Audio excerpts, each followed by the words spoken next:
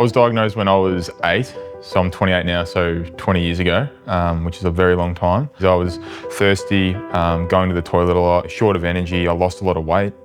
So I went to the hospital, got a few blood tests. My mum came into the lounge room at home and said to me that I was diagnosed with type 1. And I had no real idea what it was. Went to the Geelong hospital for a week in the children's ward. They took amazing care of me, and from there I sort of was on my type 1 journey. It was a real learning experience for my parents. They were great, they were really supportive. My parents were incredible. I've been so lucky, the family that I've had. I look back now and I think it taught me a lot of resilience. It taught me a lot about myself. At the time, it was really challenging for me and for my family. If my blood sugars are anywhere above sort of 12, 13, that's considered to be a high. How I feel, really tired, lethargic, no energy, a bit cranky.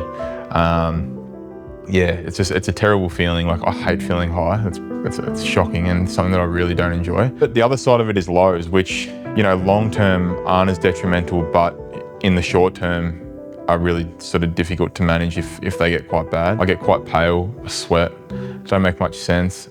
And I can also get a bit agitated. Yeah, it can be really challenging having lows because you never know when it's going to happen. Probably the best example I can give with the pump and the impact it's had. My partner at the time, Lucy, who was so amazing with my type 1, she said she went overseas for that time and she didn't think about my diabetes once. And I think that's sort of the impact that it had on her. And I know it's been the exact same for my mum, for my dad, and for my brothers. That makes me feel a lot better as well. I think as a type 1 diabetic, sometimes you can carry around not guilt or shame necessarily, but those kinds of feelings, because that people are worried about how you're going.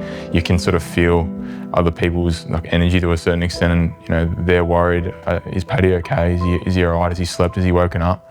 And I think when you're carrying that around a lot of the time, it can weigh on you a bit. And I think for me, for that to sort of be gone now, and rather than being worried, they're like, he's fine. And not only is he fine, he's like thriving and feeling amazing. The benefits of moving on to tech whenever you decide to are that your sleep will be a lot better. You'll be able to eat whatever foods you want. People sort of look at it at the start as a bit of a curse having it, but I look back now over the course of my life as being such a blessing. Especially those teenagers that I was talking about, it taught me so much stuff when I was young, like resilience, organisation, all that stuff has held me in such good stead for my adult life. And the type 1 community is incredible.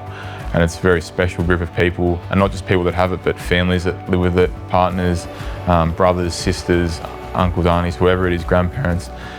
It's an amazing community and one that I feel very, very lucky to be a part of. Yeah, I feel very lucky that I've been able to do some advocacy in the diabetes community over the last 2 or 3 years, and it's something that I really enjoy and love doing. It's all part of the journey and it's taught me a lot, and I look back on it, if I could change it, I probably wouldn't.